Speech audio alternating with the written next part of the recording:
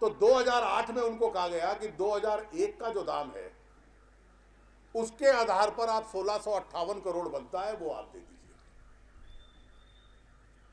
वो 1658 दे दिया। अब 2008 में आप स्पेक्ट्रम बेचो या जमीन बेचो तो 2008 का दाम लो। TRAI ने यह कहा कि the value must be determined as पर मार्केट मैकेनिज्म, बाजार में क्या कीमत है उसके आधार पर तय करो। अब इसमें से अधिकतर बिल्डर लोग थे, 1658 करोड़ में खरीदा, और क्योंकि टेलीकॉम में विदेशी पूंजी जो है, विदेशी निवेश जो है वो 74% हो सकता है, वो अब विदेशी पार्टनर ढूंढने गए। किसी ने 74%, किसी ने 60% उनको बेचना शुरू किया और उनसे पूछा भाई आप बतलाइए कि आप विदेशी पार्टनर बनना चाहते हैं, मैं 1658 में लाया हूं, आपको 60% देता हूं, 74% देता हूं, इस पूरे की कीमत क्या है? तो बाजार ने कीमत तय की कि इसकी कीमत 9,500 करोड़ है। तो 1658 में खरीदा और अगले दिन जाकर उसका 60% या 74% 7,000 करोड़ 8,000 करोड़ में बेच दिया।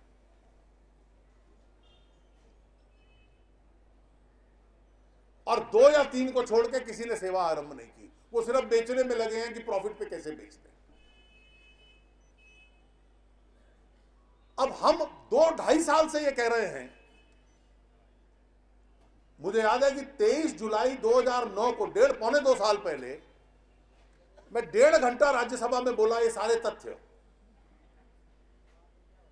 कांग्रेस का हर सदस्य समझ रहा था, लेकिन प्रधानमंत्री समझने को तैयार नहीं थे, कितना बड़ा गड़बड़ हो गई।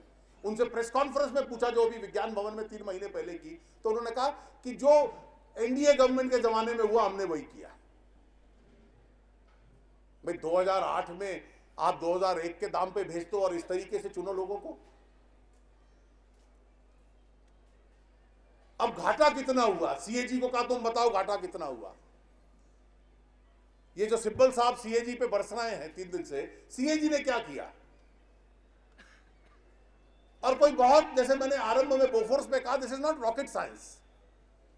सीएजी ने कहा कि पहला तरीका यह है कि एक कंपनी ने 74% हिस्सा आप शेयर्स अपने बेच दिए, 1658 में लिया और 7,500 में 74% बेच दिए, उसका दाम ले लिया जाए बाजार का, तो एक आदमी के ऊपर घाटा हुआ 7,500 करोड़ का। 9 लाइसेंसेस में इसको जोड़ दिया जाए तो 70-72 करोड़ बनता है। दूसरे के मामले में घाटा हुआ 7,000 करोड़ का, वो 65,000 करोड़ घाटा बनता है। इस बीच में एक खिलाड़ी था एस्टेल, उसने कहा जो 1658 में दे रहे हो, मैं ये ड्राफ्ट लाया हूं, मैं 13,000 करोड़ में खरीदने को तैयार हूं। उसकी दर ले ली जाए तो 1,10,000 करोड़ बनता है। 15 जनवरी 2008 को जो सिब्बल साहब कह रहे हैं, इसके ठीक विपरीत तर्क दिया। चिदंबरम साहब ने चिट्ठी लिखी प्रधानमंत्री को कि इसको रोको, यह नीलामी से बिकना चाहिए। 15 जनवरी को वित्त मंत्री थे चिदंबरम, उन्होंने कहा यह गलत हो रहा है, इसको रोको। सुब्बा राव जो बाद में वो आपके फाइनेंस सेक्रेटरी थे, उन्होंने लिखा टेलीकॉम सेक्रेटरी को, इसको रोको। ये सब पत्र आज सार्वजनिक हो चुके हैं। इन लाइसेंसेस को रोको। प्रणब मुखर्जी की अध्यक्षता में एक जीओएम बनाया, उसने जब 3G स्पेक्ट्रम बेचा तो उसने कहा नहीं, नीलामी होनी चाहिए। प्रणब मुखर्जी ने जब नीलामी की तो 1 लाख करोड़ से ज्यादा मिल गया। तो सीएजी ने कहा अगर 3G की कीमत ले ली जाए तो 1,76,000 करोड़ का घाटा है, एस्टेल वाली ले ली जाए तो 1,10,000 करोड़ का घाटा है, दूसरे 2 ने जिस दाम पे बेचा उनका ले लिया जाए। और घाटा कैसे है कि बाजार की जो कीमत है और जो कीमत आपने वसूल की उसमें इतना घाटा है। अब आप इस तर्क को समझिए। आज समाज की क्या हालत है कि अगर नरेगा में दिया हुआ आधा पैसा गायब हो जाए कॉमनवेल्थ पे खर्चा हुआ आधा पैसा भ्रष्टाचार में चला जाए, 70,000 करोड़ से लेकर 1,76,000 करोड़ तक की रकम स्पेक्ट्रम में चली जाए, ये सब भ्रष्टाचार के उदाहरण हैं। फिर आप कहोगे कीमतें बढ़ रही हैं, अर्थव्यवस्था का नियंत्रण नहीं हो रहा, सरकार का फिस्कल डेफिसिट बढ़ रहा है, सरकार को टैक्स और लगाने पड़ेंगे, उससे अर्थव्यवस्था बिगड़ेगी। ये उसके उदाहरण है। और मैं ये मानता हूं कि इतना बड़ा, चाहे सबसे कम उसने 4 उदाहरण दिए सीएजी ने, कि चारों फार्मूला लगा लिए जाए तो हजारों करोड़ से लेकर 1,76,000 करोड़ तक का नुकसान है। अब कोई तर्क नहीं मिला तो आप एक प्रहार सीएजी के ऊपर आरंभ कर दो। मैं मानता हूं कि विजय गोयल जी जो अभी कह रहे थे, तर्क दे रहे थे कि अगर 2010 भ्रष्टाचार का वर्ष था तो 2011 सजा का वर्ष है, ये विजय गोयल जी कह रहे हैं। मनमोहन सिंह जी कह रहे हैं 2010 भ्रष्टाचार का वर्ष था तो 2011 कवर अप का वर्ष होगा। इस सरकार के लिए it will be a year of cover up. पहले हम छोटे छोटे उदाहरण सुनते थे कि किसी ने हजारों में या लाखों में कुछ ले लिया, अब तो आंकड़े समझ में नहीं आ रहे।